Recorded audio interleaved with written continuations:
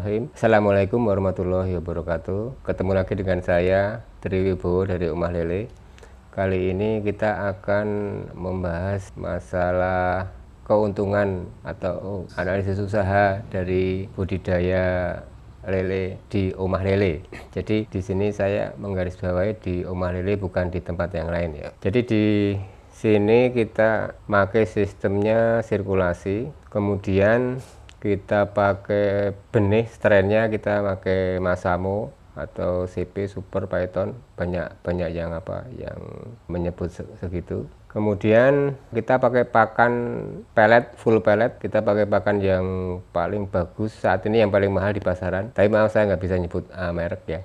Kemudian dengan porsi pakan yang proporsional yang kita terapkan di sini dengan 5% dari biomasa ikan per harinya, itu bisa diterapkan, bisa dikasih makannya 2 atau 3 kali sehari tergantung kebutuhan ya. Biasanya kalau masih kecil itu kita 2 kali sehari, kalau sudah ukur LBG ke atas itu kita bisa kasih 3 kali sehari. Nah, dengan batasan seperti itu biasanya kita bisa menghasilkan keuntungan yang optimum. Oh ya, untuk masalah pada tebar kita menggunakan kepadatan 500 sampai 1000 ekor per meter kubik air ya. Saya ulangi, 500 sampai 1000 ekor per meter kubik air. Itu yang kita gunakan di sini.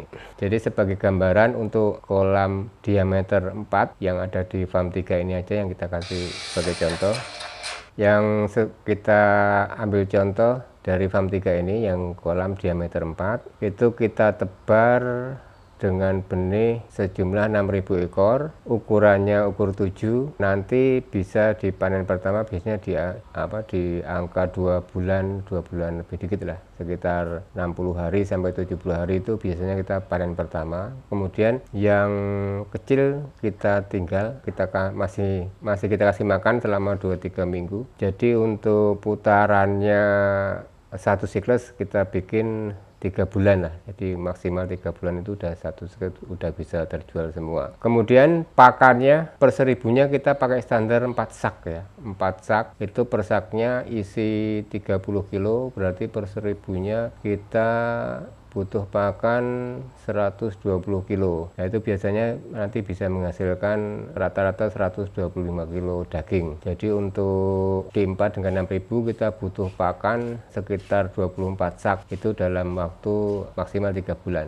Itu kebutuhan dari tebar sampai panen segitu. Kemudian berapa sih yang didapat dari budidaya lele ini? Kita hitung per 1000 ekornya aja ya. Dari tebar 1000 itu katakanlah kita beli bibitnya harganya 57 itu 250 dikali 1000 berarti 250.000. Kemudian kita perlu pakan 4 sak. 4 sak saat ini pakannya udah 400.000 lebih per sak, jadi sekitar 4 kali 4 16, sekitar 16,5, kemudian ditambah 250.000, jatuhnya 1.900.000 rupiah. Itu modal untuk untuk pakan dan benih. Kemudian biasanya kita bisa menghasilkan 125 kg untuk pedagingnya, untuk lele hasil budidaya kita. Untuk harga sekarang di Jogja rata-rata 20.000 per kilogram.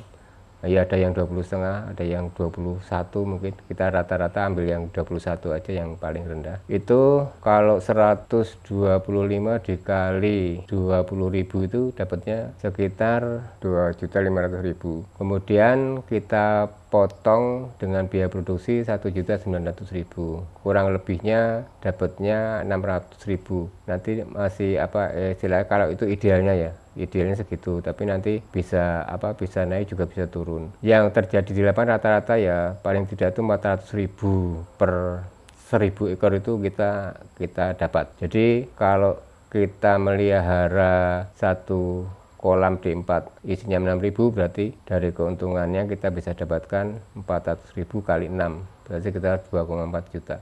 Itu rata-rata segitu. Kemudian apabila kita mau tingkatkan ke skala industri, kan kita harus punya minimal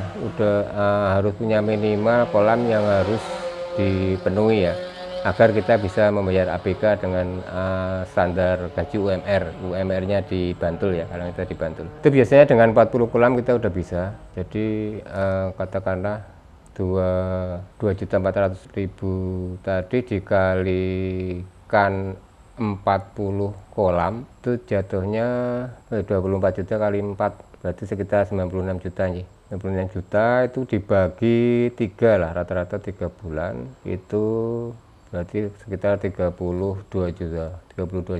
Nah itu kita udah bisa bayar APK dengan standar UMR untuk daerah Bantul ya. Di daerah Bantul sekitar 2 jutaan, sekitar 19 juta itu sekitar segitu. Kemudian kita juga udah bisa bayar listrik untuk biaya maintenance alat dan lain sebagainya.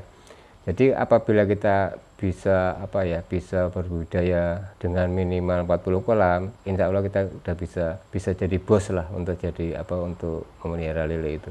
Udah punya anak buah kolam dan bisa menggaji dengan standar yang layak. Jadi untuk investasi kolamnya sendiri itu memang yang agak mahal ya, sekitar kalau sekarang sekitar 9 jutaan lah itu untuk kolamnya D4 HDPE, kemudian dengan lengkap dengan standar sirkulasi air yang cukup yang bisa mendukung untuk kapasitas tebar 1000, artinya bisa untuk tebar 1000 ekor per meter kubik air. Kemudian instalasi kolamnya air masuk maupun air kotor, untuk drainasenya kita udah include. Terus untuk pompa air kita pakai yang modifikasi itu, yang istilahnya untuk pompa itu rata-rata bisa satu pompa, kalau yang besar itu bisa untuk 15 kolam. Kalau yang pompa kecil ya paling 10 lah, 10 atau 8 itu tinggal nanti dimodifikasi yang mana yang perlu digenjot, diperbesar debit airnya. Kemudian untuk biaya tersebut sudah termasuk untuk biaya pagar sebagai pengaman, terus untuk jaring dan biosecurity-nya itu udah termasuk. Kemudian juga udah ada standarisasi kita yang mengikuti kaidah CBIB, jadi cara budidaya ikan yang baik.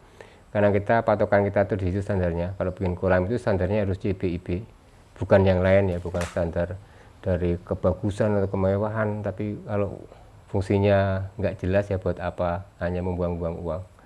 Jadi yang kita tekankan di sini dengan kolam standar CBIB, dan itu sudah dilakukan di Omah Lele. Mungkin ilustrasi dari saya cukup sekian dulu. Terima kasih atas atensinya. Sampai jumpa di konten-konten berikutnya. Assalamualaikum warahmatullahi wabarakatuh. Terima kasih.